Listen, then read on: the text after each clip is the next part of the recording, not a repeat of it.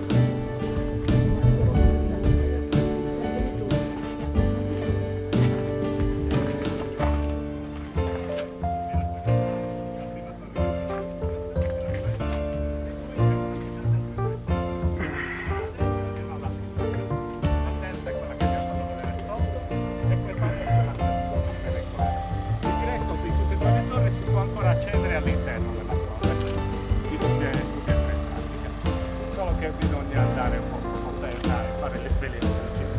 Questa era la torre centrale, era alta sui 12 metri e mezzo. Notate che c'è sempre un menhir come architrave rotto nella parte centrale. Non si è spezzato, è stato rotto dai combattenti, perché fino al 2010 era tutto chiuso con le pietre. Non si poteva accedere come accediamo adesso. Dovevano fare qualche scavo clandestino e hanno spezzato il menhir. Tornato l'altro giorno di terra e quindi continuava a costruire, quindi è probabile che qua fosse tutto chiuso e ci fossero questi spazi chiusi quando utilizzavano i nuraghi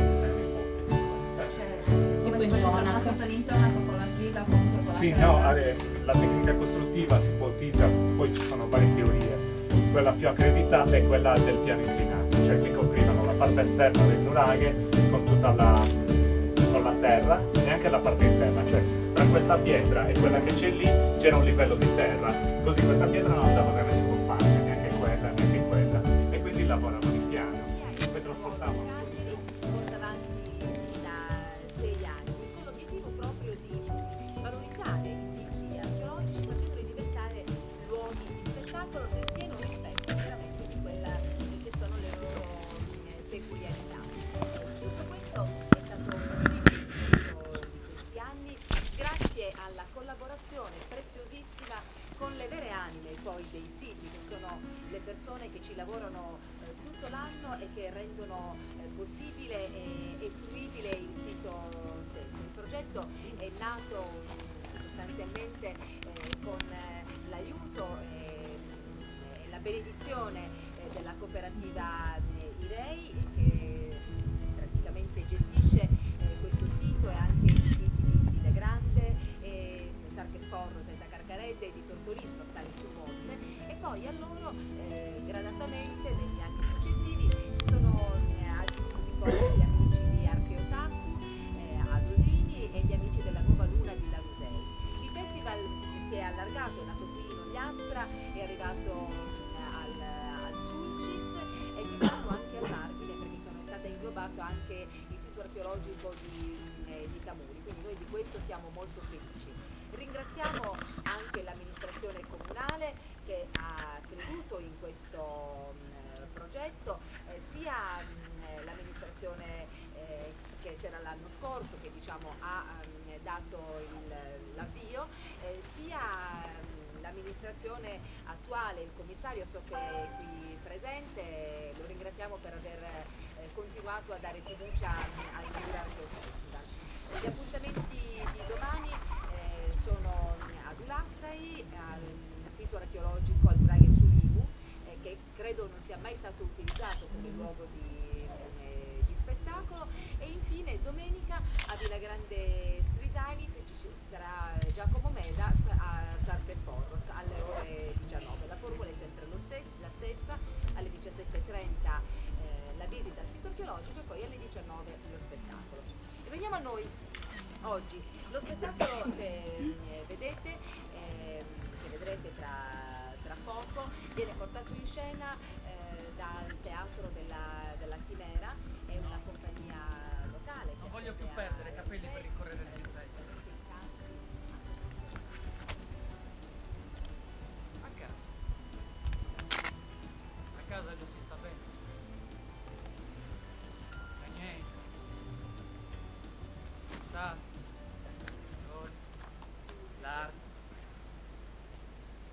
cortile pieno di legno. Mia moglie e mia figlia hanno lavorato tutto l'anno in campagna.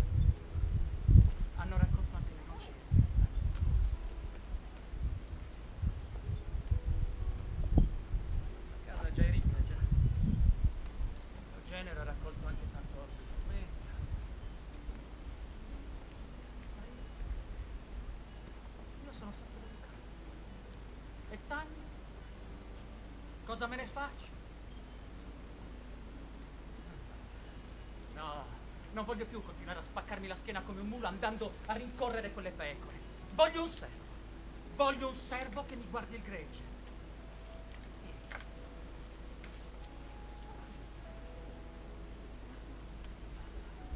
E se solo una pecora viene a mancare.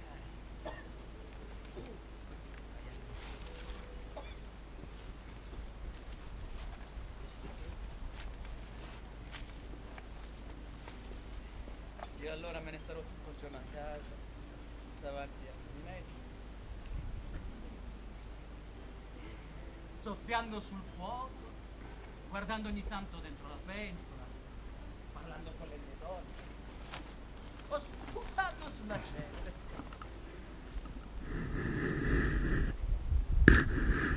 Oppure già me ne andrò a bere con gli amici al bar già.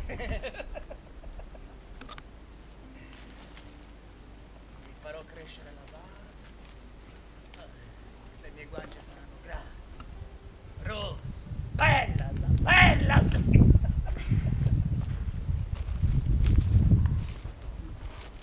E ogni sera inviterò mio genero a cena. Berremo tanto vino e canteremo tutta la notte. Procurate moderare baronesa tirannia, chi si non provvida via torrate sappe in terra.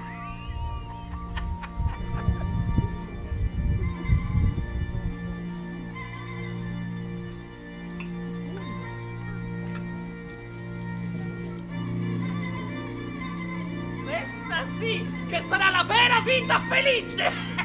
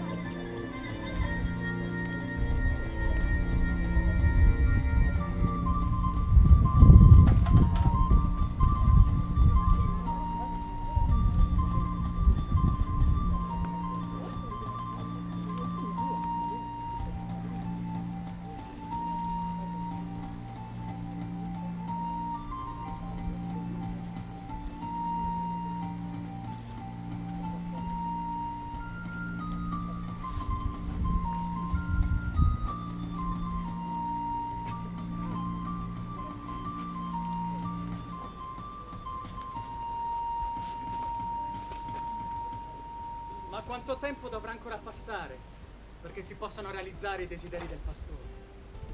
Quanti Natali dovrà ancora passare lontano dalla sua famiglia, nella desolazione delle notti della pianura? Non c'è un modo più semplice per realizzare il suo sogno? Ebbene sì, un modo c'è. E lui lo sa, ci ha pensato tutto il giorno. Nel pascolo vicino al suo c'è un altro pastore che vuole darsi al commercio del grano. In questi giorni ha venduto gran parte del suo gregge. Fra pochi giorni venderà il resto e se ne andrà. Adesso lui è laggiù, nella sua casa, al di là del fuoco. Riposa davanti al focolare, custodendo in una borsa di cuoio i danari ricavati dalla vendita del gregge. L'uomo delle montagne guarda pensa alla bella vita che potrà fare entro breve. Pensa che sarebbe facile cosa andare laggiù e impadronirsi della corsa. Ebbene sì, egli andrà. La notte avanza e un solo punto rosso brilla al di là del fiume. È il fuoco del pastore che ha venduto il suo gregge. L'uomo delle montagne guarda quello che vede e pensa alla bella vita che farà entro breve, al vino, agli amici, al servo che custodirà il suo gregge. Ebbene sì.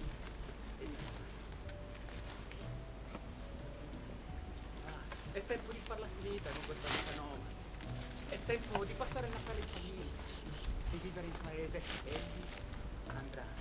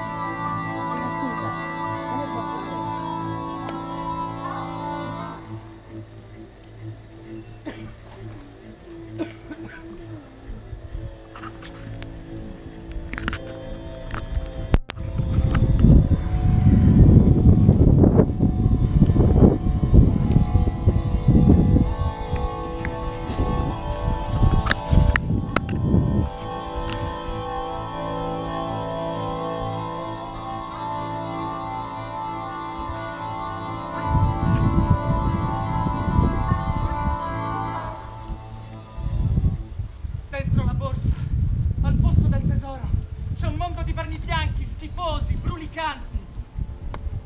I loro piccoli occhi hanno uno strano bagliore verde.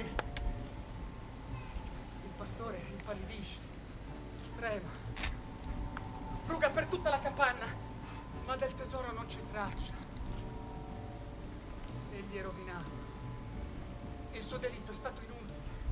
Allora egli fugge attraverso la pianura, ma sempre davanti ai propri occhi la visione di quei vermi maligni, schifosi. E allora corre disperatamente fino a raggiungere la sua casa, dove trova il suo cane che urla disperatamente alla luna, scuotendo violentemente la catena.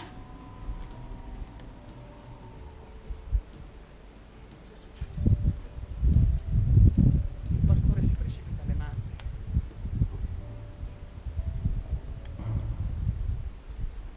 Ma le mandrie sono vuote.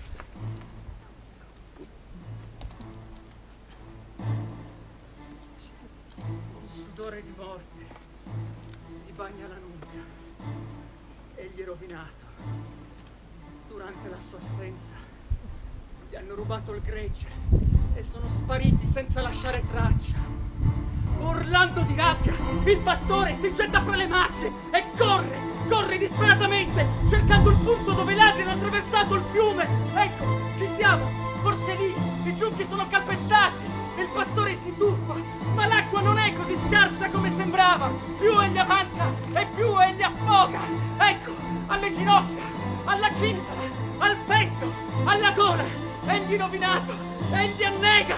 Davanti ai suoi occhi ha soltanto una visione di acque gorgoglianti, cosparse di vermi dagli occhi lucenti.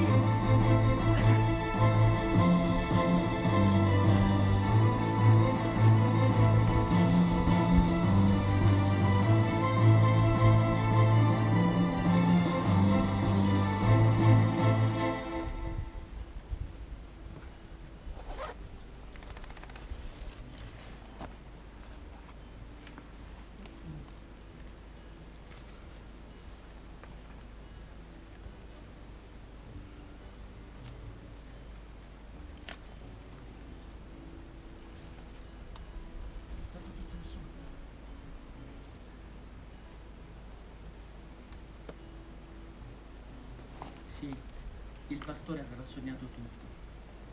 Per lunghi istanti egli vibra in tutta la persona, ancora oppresso da quell'incubo. Poi lentamente torna alla realtà. Il suo gregge dorme nei campi laggiù, al di là del fiume. Brilla rosso e tranquillo il fuoco del pastore. La luna cala nella notte serena. Il pastore si alza, si scuote ed una tristezza profonda gli copre il cuore. Gli sembra d'aver commesso davvero il delitto e sente un grande rimorso ed il presentimento di tristi cose. Che farà per espiare? Come placherà il suo tormento? Ebbene, egli confesserà al pastore vicino la mostruosa idea e lo